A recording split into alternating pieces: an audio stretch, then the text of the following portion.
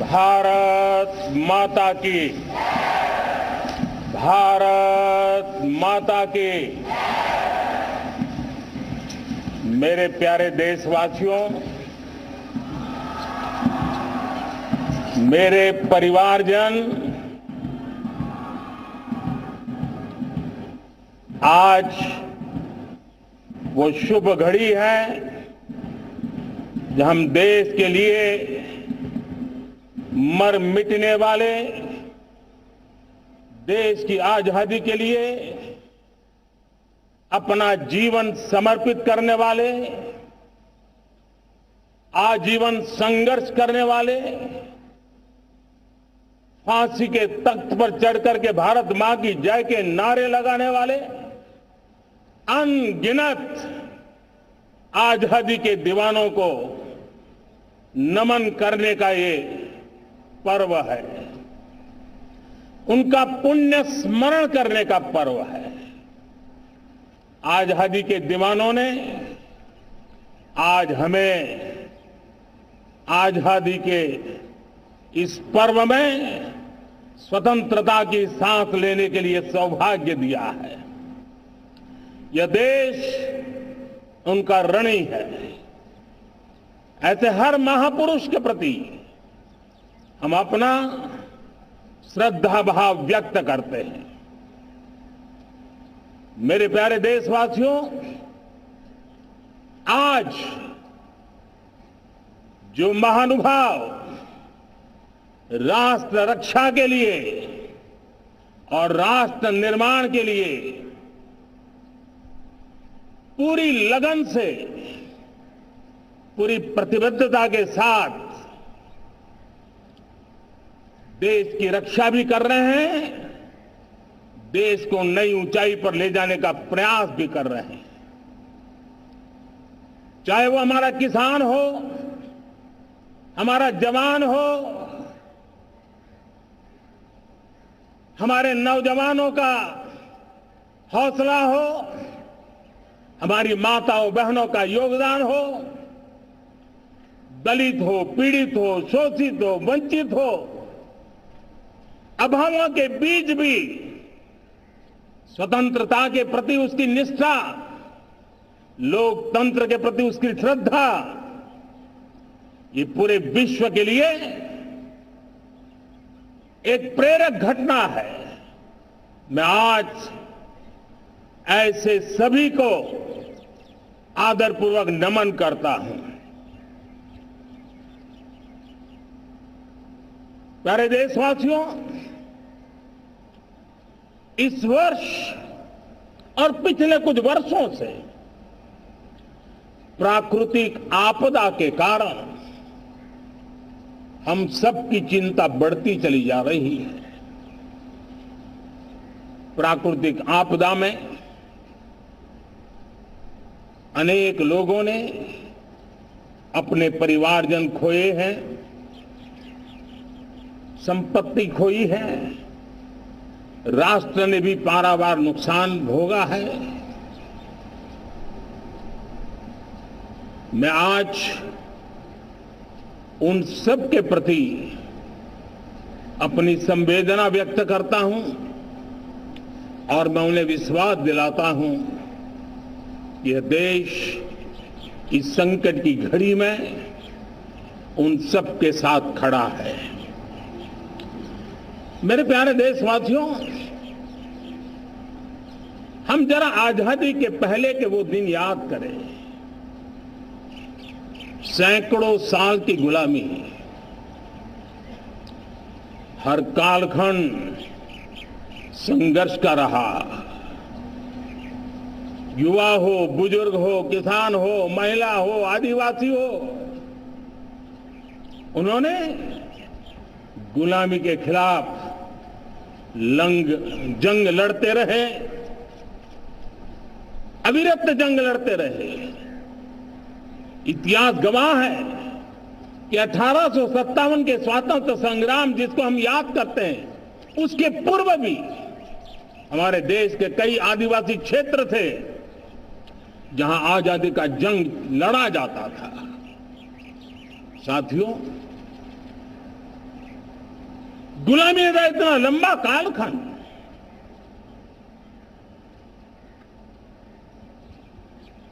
जुल्मी शासक,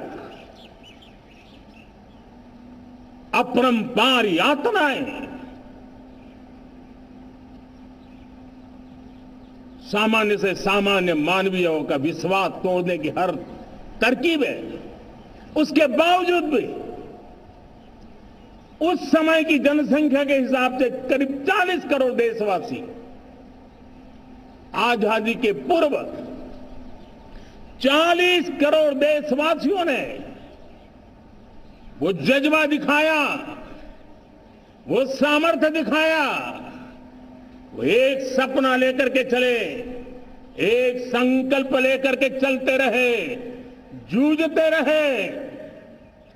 एक ही स्वर था, वंदे मातरम। एक ही सपना था, भारत की आजादी का।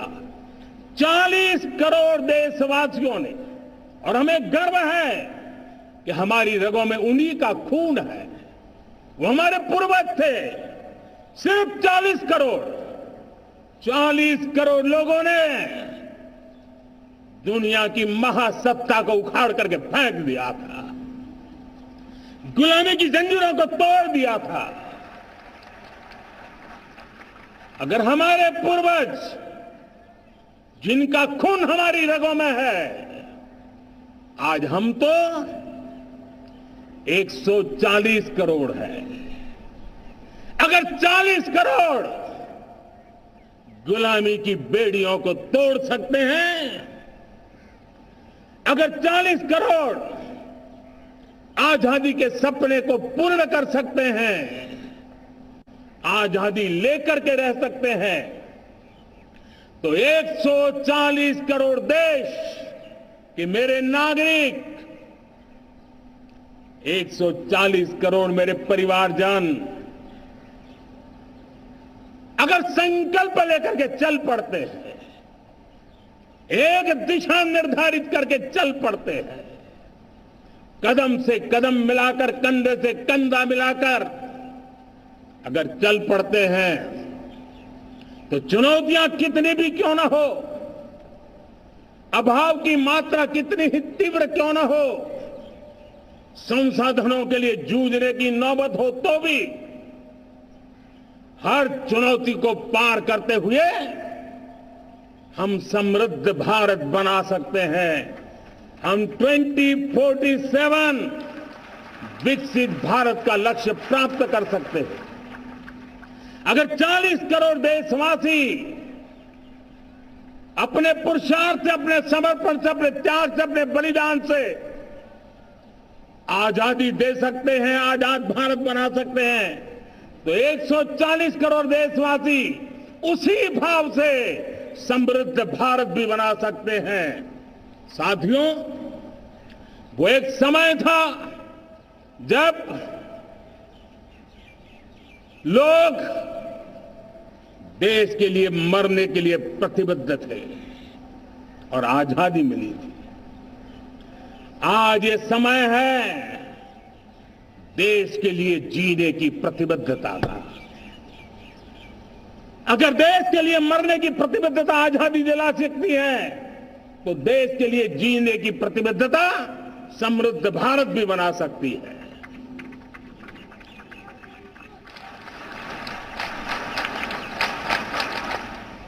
साथियों,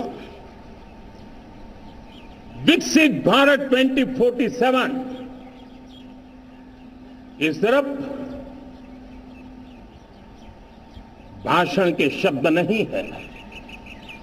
इसके पीछे कठोर परिश्रम चल रहा है। देश के कोटि कोटि जनों के सुझाव लिए जा रहे हैं और हम देशवासियों से सुझाव मांगे। और मुझे प्रसन्नता है कि मेरे देश के करोड़ों नागरिकों ने विकसित भारत 2047 के लिए अनगिनत सुझाव दिए हैं। हर देशवासी का सपना उसमें प्रतिबिंबित हो रहा है। हर देशवासी का संकल्प उसमें झलकता है। युवा हो, बुजुर्ग हो, गांव के लोग हो, शहर के लोग हो, किसान हो, कामदार हो, दलित हो, आदिवासी हो, पहाड़ों में रहने वाले लोग हो, जंगल में रहने वाले लोग हो, शहरों में रहने वाले लोग हैं, हर किसी ने 2047 में जब देश आजादी का 100 साल मनाएगा तब तक विकसित भारत के लिए अनमोल सुझाव दिए हैं। और मैं जब इन सुझावों को देखता था मेरा मन प्रसन्न हो रहा था। उन्होंने क्या लिखा? कुछ लोगों ने कहा कि दुनिया का स्किल कैपिटल बनाने का सुझाव हमारे सामने रखा। 2047 विकसित भारत के लिए कुछ लोगों ने भारत को मैन्युफैक्चरिंग का ग्लोबल हब बनाने का सुझाव दिया। कुछ लोगों ने भारत की हमारी यूनिवर्सिटीज ग्लोबल बने इसके लिए सुझाव दिया। कुछ लोगों ने यह भी कहा कि क्या आजादी के इतने सालों के बाद हमारा मीडिया ग्लोबल नहीं होना चाहिए। कुछ लोगों ने यह भी कहा कि हमारा स्किल्ड युवा विश्व की पहली पसंद बनना चाहिए। कुछ लोगों ने सुझाव दिया भारत को जल्द से जल्द जीवन के हर क्षेत्र में आत्मनिर्भर बनना चाहिए। कई लोगों ने सुझाव दिया कि हमारे किसान जो मोटा अनाज पैदा करते हैं, जिसको हम श्री अन्न कहते हैं, उस सुपर फूड को दुनिया के हर डाइनिंग टेबल पर पहुंचाना है। हमें विश्व के पोषण को भी बल देना है और भारत के छोटे किसानों को भी मजबूती देनी है। कई लोगों ने सुझाव दिया कि देश में स्थानीय स्वराज की संस्थाओं से लेकर के अनेक इकाइयां हैं, उन सब में गवर्नेंस के रिफॉर्म की बहुत जरूरत है। कई लोगों ने लिखा कि न्याय के अंदर जो विलंब हो रहा है उसके प्रति चिंता जाहिर की और ये भी कहा कि हमारे देश में न्याय व्यवस्था में रिफॉर्म की बहुत बड़ी जरूरत है। कई लोगों ने लिखा कि कई ग्रीनफील्ड सिटीज बनाने की अब समय की मांग है। किसी ने बढ़ती हुई प्राकृतिक आपदाओं के बीच शासन प्रशासन में कैपेसिटी बिल्डिंग के लिए एक अभियान चलाने का सुझाव दिया। बहुत सारे लोगों ने यह सपना भी देखा है कि अंतरिक्ष में भारत का स्पेस स्टेशन जल्द से जल्द बनना चाहिए। किसी ने कहा भारत की जो पारंपरिक ट्रेडिशनल मेडिसिन है, हमारी औषधि है, दुनिया जब आज होलिस्टिक हेल्थ केयर की तरफ जा रही है तब हमें भारत की पारंपरिक औषधियां और वेलनेस हब के रूप में भारत को विकसित करना चाहिए। कोई कहते हैं कि अब देर नहीं होनी चाहिए, भारत जल्द से जल्द दुनिया की तीसरी सबसे बड़ी इकोनॉमी बनना चाहिए। साथियों, मैं इसलिए पढ़ रहा था कि मेरे देशवासियों ने सुझाव दिए, मेरे देश के सामान्य नागरिक ने ये सुझाव हमें दिए हैं। मैं समझता हूं जब देशवासियों की इतनी विशाल सोच हो, देशवासियों के इतने बड़े सपने हो, देशवासियों की इन बातों में जब संकल्प झलकते हो, तब हमारे भीतर एक नया संकल्प दृढ़ बन जाता है, हमारे मन में आत्मविश्वास नई ऊंचाई पर पहुंच जाता है। और साथियों, देशवासियों का ये भरोसा सिर्फ कोई इंटेलेक्चुअल डिबेट नहीं है, ये भरोसा अनुभव से निकला हुआ है। ये विश्वास लंबे कालखंड के परिश्रम की पैदावार है और इसलिए देश का सामान्य मानव याद करता है जब लाल किले से कहा जाता है कि हिंदुस्तान के 18,000 गांवों में समय सीमा में बिजली पहुंचाएंगे और वो काम हो जाता है, तब भरोसा मजबूत हो जाता है। जब ये तय होता है कि आजादी के इतने सालों के बाद भी 2.5 करोड़ परिवार ऐसे हैं जहां बिजली नहीं है, वो अंधेरे में जिंदगी गुजारते हैं। 2.5 करोड़ घरों में बिजली पहुंच जाती है, तब सामान्य मानवीय का भरोसा बढ़ जाता है।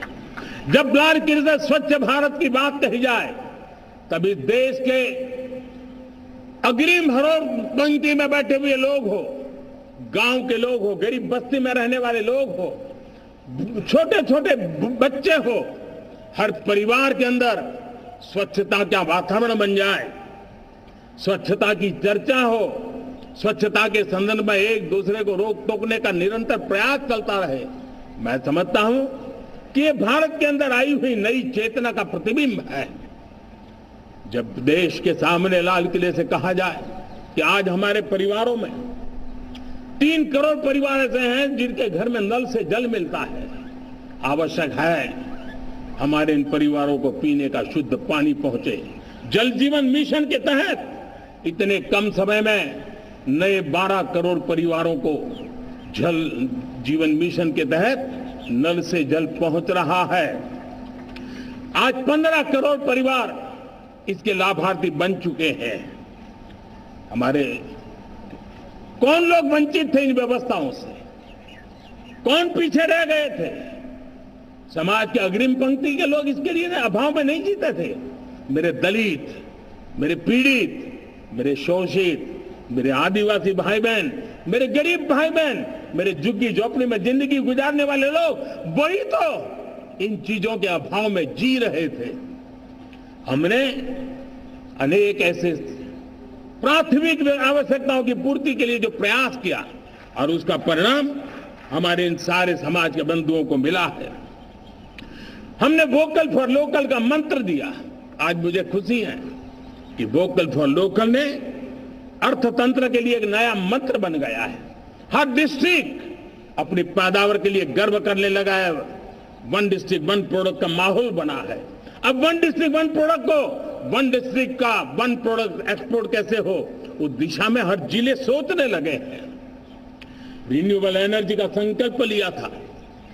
G20 समूह के देशों ने जितना किया है उससे ज्यादा भारत ने किया है, और भारत ने ऊर्जा के क्षेत्र में आत्मनिर्भर बनने के लिए, ग्लोबल वार्मिंग की चिंताओं से मुक्ति पाने के लिए हमने काम किया है।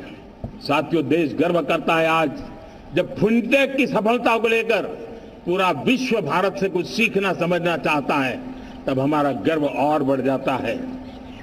साथियों, हम कैसे भूल सकते हैं कोरोना के वो संकट काल।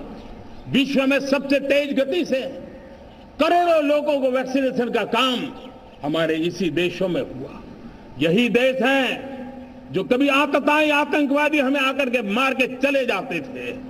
जब देश की सेना सर्जिकल स्ट्राइक करती है, जब देश की सेना एयर स्ट्राइक करती है, तो देश के नौजवानों का सीना ऊंचा हो जाता है, तन जाता है, गर्व से भर जाता है। और यही बातें हैं जो आज 140 करोड़ देशवासियों का मन गर्व से भरा हुआ है, आत्मविश्वास से भरा हुआ है। साथियों, इन सारी बातों के लिए एक सुविचारित प्रयास हुआ है। रिफॉर्म की परंपरा को सामर्थ्य दिया गया है, नक्कर तरीकों के, नक्कर लक्ष्य को लेकर के। और जब राजनीतिक नेतृत्व की संकल्प शक्ति हो, दृढ़ विश्वास हो, जब सरकारी मशीनरी उसको लागू करने के लिए समर्पण भाव से जुट जाती है, और जब देश के हर नागरिक उस सपने को पूरा करने के लिए, जन भागीदारी करने के लिए, जन आंदोलन बनाने के लिए आगे आता है, तब हमें निश्चित परिणाम मिलता ही रहता है। मेरे प्यारे देशवासियों, हम ये न भूलें कि देश उस परिस्थितियों से भी दशकों तक भी आजादी के बाद समय बिताया है, जब होती है, चलती है, अरे यार ये तो चलेगा, अरे हमें क्या मेहनत करने की जरूरत है, अरे मामला है अगली पीढ़ी देखेगी, अरे हमको मौका मिला है यार, मौज कर लो, आगे वाला आगे का जाने, हमें क्या करना है, हम अपना समय निकाल दें, अरे नया करने जाओगे कोई बवाल उठ जाए। पता नहीं क्यों देश में एक स्टेटस को का माहौल बन गया था। जो है उसी से गुजारा कर लो, यही का माहौल बन गया था। और लोग तो कहते हैं अरे भाई छोड़ो, अब कुछ होने वाला नहीं है, चलो, ऐसा ही मन बन गया था। हमें इस मानसिकता को तोड़ना था, हमें विश्वास से भरना था, और हमने उस दिशा में प्रयास किया। कई लोग तो कहते थे अरे भाई अगली पीढ़ी के लिए काम हम अभी से क्यों करें, हम तो आज का देखें। लेकिन देश का सामान्य नागरिक ये नहीं चाहता, वो बदलाव के इंतजार में था, वो बदलाव चाहता था, उसकी ललक थी, लेकिन उसके सपनों को किसी ने तवज्जो नहीं दी, उसकी आशा आकांक्षाओं को अपेक्षाओं को तवज्जो नहीं दी गई, और उसके कारण वो मुसीबतों को झेलते हुए गुजारा करता रहा, वो रिफॉर्म्स का इंतजार करता रहा। हमें जिम्मेदारी दी गई और हमने बड़े रिफॉर्म्स जमीन पर उतारे। गरीब हो, मिडिल क्लास हो, हमारे वंचित लोग हो, हमारी बढ़ती जाती शहरी आबादी हो, हमारे नौजवानों के सपने हो, संकल्प हो, आकांक्षाएं हो, उनके जीवन में बदलाव लाने के लिए रिफॉर्म का मार्ग हमने चुना। और मैं देशवासियों को विश्वास दिलाना चाहता हूं, रिफॉर्म के प्रति हमारी जो प्रतिबद्धता है वो पिंक पेपर के एडिटोरियल के लिए सीमित नहीं है। हमारे रिफॉर्म्स की ये प्रतिबद्धता है, वो 4 दिन की वाहवाही के लिए नहीं है। हमारी रिफॉर्म्स की प्रक्रिया किसी मजबूरी में नहीं है, देश को मजबूती देने के इरादे से है। और इसलिए मैं आज कह सकता हूं, रिफॉर्म का हमारा मार्ग एक प्रकार से ग्रोथ की ब्लूप्रिंट बनी हुई है। ये हमारा रिफॉर्म, ये ग्रोथ, ये बदलाव, ये सिर्फ डिबेट क्लब के लिए, इंटेलेक्चुअल सोसाइटी के लिए, एक्सपर्ट लोगों के लिए सिर्फ चर्चा का विषय नहीं है। साथियों, हमने राजनीतिक मजबूरी के कारण नहीं किया है। हम जो कुछ भी कर रहे हैं वो राजनीति का भागा गुणा करके नहीं सोचते हैं। हमारा एक ही संकल्प होता है, नेशन फर्स्ट, नेशन फर्स्ट, राष्ट्रहित सुप्रीम। ये मेरा भारत महान बने, इसी संकल्प को लेकर के हम कदम उठाते हैं। साथियों, जब रिफॉर्म की बात आती है, एक लंबा परिवेश है। अगर मैं उसकी चर्चा में चला जाऊंगा तो शायद घंटों निकल जाएंगे, लेकिन मैं छोटा सा उदाहरण देना चाहता हूं। बैंकिंग क्षेत्र में जो रिफॉर्म हुआ, आप सोचिए बैंकिंग क्षेत्र का क्या हाल था। न विकास होता था, न विस्तार होता था, न विश्वास बढ़ता था। इतना ही नहीं, जिस प्रकार की कारनामे चले उसके कारण हमारे बैंक संकटों से गुजर रहे थे। हमने बैंकिंग सेक्टर को मजबूत बनाने के लिए अनेकविध रिफॉर्म्स किए, और आज उसका कारण हमारी बैंक विश्व में जो इन्हीं गुने मजबूत बैंक के हैं, उसमें भारतीय बैंकों ने अपना स्थान बनाया है। और जब बैंक मजबूत होती है ना, तब फॉर्मल इकोनॉमी की ताकत भी बढ़ती है। जब बैंक की व्यवस्था बन जाती है, तब सामान्य खास करके मध्यम वर्ग के परिवार की जो रिक्वायरमेंट होती है, उसको पूरा करने की सबसे बड़ी ताकत बैंकिंग सेक्टर में होती है।